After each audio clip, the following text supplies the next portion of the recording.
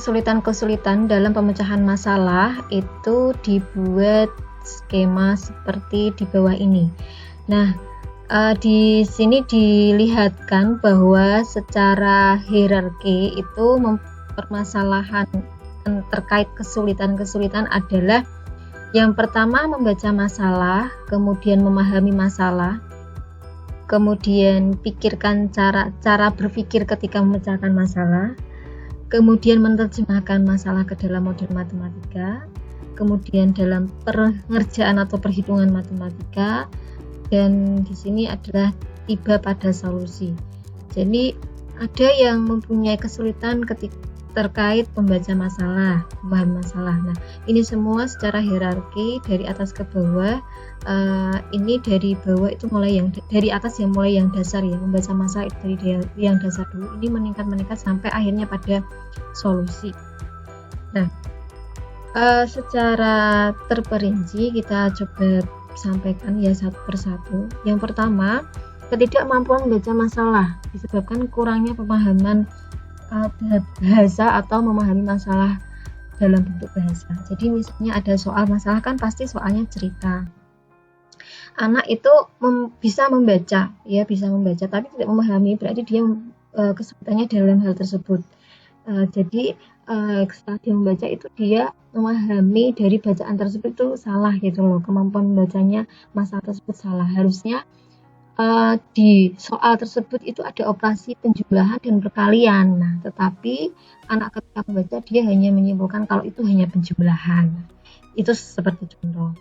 Yang kedua, kurangnya pemahaman terhadap masalah. Nah, kalau ini lebih meningkat lagi ya. Kalau tadi membacanya itu salah, mungkin di situ ada tanda baca yang seharusnya misalnya koma, tapi mereka tidak menganggap koma itu gitu. Akhirnya dia membaca dan akhirnya menjadi kalimat yang salah untuk dimaknai.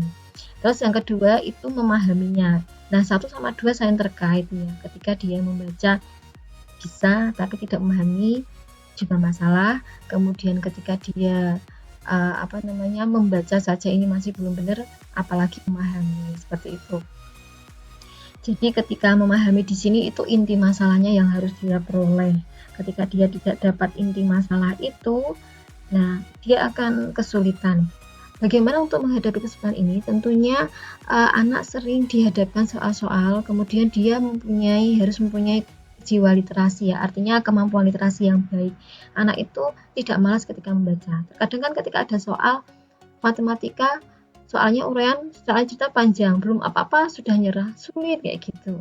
Nah, ini salah satu penyebab juga ya. Jadi dibiasakan dia itu membaca, dibiasakan dia memahami dari masalah tersebut. Jadi kalau mau melatih anak untuk tidak kesulitan dalam poin 1 sama 2, itu kita misalnya memberikan contoh soal cerita. Tapi coba dia siswa tersebut disuruh membaca dan memahami. Belum sampai menyelesaikan, memahami saja. Kamu pahamnya ini bagaimana? Ini sebenarnya persoalannya bagaimana? Kira-kira nanti bagaimana? Nah, terus kita akan tahu anak itu kemampuan membaca sama memahaminya sudah sampai maksudnya sudah baik atau belum. Kemudian yang ketiga adalah kesalahan dalam menginterpretasi kondisi masalah.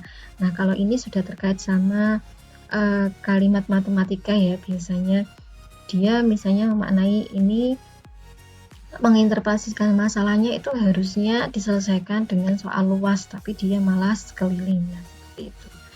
Kemudian yang keempat, kurangnya pengetahuan tentang strategi. Kalau ini sudah sampai ke strategi, jadi dia tahu masalahnya, kemudian misalnya ya dia tahu masalahnya, pemahaman intinya masalahnya sudah paham, kemudian untuk menggunakan rumusnya paham misalnya, tapi dia tidak tahu caranya. Oh, ketika ada seperti ini harusnya dikali silang, atau ini harusnya dibagi sama dengan bilangan yang sama di kiri dan kanan. Nah, itu dia tidak tahu. Kemudian yang kelima, strateginya tidak tepat. Harusnya caranya itu misalnya harus pakai Pythagoras. Nah, tapi dia malah menggunakan rumus yang lain atau tidak pakai Pythagoras. Itu salah satu. Kemudian Keenam, ketidakmampuan menerjemahkan masalah dalam bentuk matematika, sulitnya memodelkan. Nah, ini salah satunya ketika ada soal kayak program linier gitu ya kalau di SMA, tapi kalau di SD ya katakanlah soal cerita, itu dia menggunakan kalimat matematikanya salah. Misalnya harusnya tidak lebih dari. Nah, tidak lebih dari tapi dia pakainya tanda lebih dari. Padahal kalau tidak lebih dari itu kan kurang dari ya. Nah, ini kadang-kadang ada soal yang menggunakan kata-kata yang menjebak ya. Kemudian yang ketujuh, kesalahan memformulasikan dari bentuk matematika. Nah, ini kalau terkait sama rumus ya, dia salah ketika memasukkan di rumus atau istilahnya menggunakan rumus yang salah. Yang kedelapan, kesalahan menginterpretasikan pada konsep-konsep matematika. Nah, kalau ini sudah interpretasi tapi pada konsep. Kalau yang tadi interpretasi pada masalah. Kalau ini pada konsep. Misalnya permasalahan terkait sama jajar genjang kayak gitu. Nah, jajar genjang adalah sebuah persegi panjang. Itu kalau dia bisa nggak menginterpretasikan pada konsep matematika, kan konsep matematika tentang bangun datar jajar genjang itu punya jajar genjang adalah seperti ini konsepnya. Nah, itu kalau dia istilahnya tidak mempunyai atau memahami konsep-konsep matematika, tentunya menginterpretasikannya juga tidak benar. Yang kesembilan adalah kesalahan berhitung. Nah, ini yang mungkin sering diperoleh ya, didapati. Kadang anak itu kalau mengerjakan matematika cepet-cepet, gitu cepet. Ya, dia tidak meneliti, ceroboh, akhirnya perhitungannya salah. Nah, jadi nomor 9 ini kesalahan yang sering dimiliki seorang anak. Jadi untuk menghindari tentunya harus lebih teliti, dicek ulang, dicek 1, 2, 3 kali kayak gitu. Kemudian permasalahannya dibaca lagi. Nah, itu adalah kesalahan perhitungan. Yang terakhir adalah ketidaksempurnaan tentang pengetahuan matematika. Nah, nomor 8 sama 9 saling terkait ya. Jadi, kalau misalnya kayak tadi, jajar genjang merupakan jajar genjang merupakan persegi panjang, misalnya seperti itu. Nah, ini kan pengetahuan matematika yang harusnya dimiliki oleh siswa ya. Pengetahuan itu harus dimiliki oleh siswa agar siswa itu bisa mengerjakan permasalahan terkait dengan hal tersebut. Jadi kadang salahnya itu karena dia tidak tahu kalau ternyata jajar genjang itu merupakan persegi panjang. Nah, itu salah satu contoh. Kemudian saya kira tugasnya adalah sudah disampaikan di SIM, dan untuk bab 2 ini dibagi menjadi 2 pertemuan. Yang pertama sudah selesai hari ini disampaikan, untuk selanjutnya di part berikutnya besok akan disambung. Oke, kesimpulannya adalah saat ini kita belajar terkait pemecahan masalah matematika, bagaimana definisinya dan bagaimana kesulitan-kesulitan. Nah, adapun tugasnya sudah disampaikan di SIM. Kalian membuat soal satu pencarian masalah yang di tingkat SD ya, tapi sembarang. Jelaskan penyelesaiannya dalam bentuk video.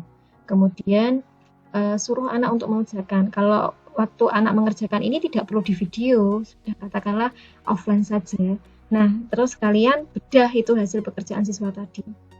Nah, kalau baru yang ini baru kalian video ya. Kira-kira pekerjaan anak tadi yang mengerjakan soal yang kamu beri, itu dia bagaimana hasilnya, identifikasi kesulitan apa dia kayak gitu ya, dari jawabannya atau dari ketika dia mengerjakan. Nah, silakan nanti disampaikan di video yang bagus ya, yang jelas, suaranya juga jelas, dan nanti disambung ya antara video 1 sama video 2. Tidak perlu terlalu panjang durasi videonya, yang penting sudah memenuhi tugas untuk hari ini. Oke, cukup sekian. Terima kasih. Sampai jumpa lagi pada pembelajaran berikutnya. Wassalamualaikum warahmatullahi wabarakatuh.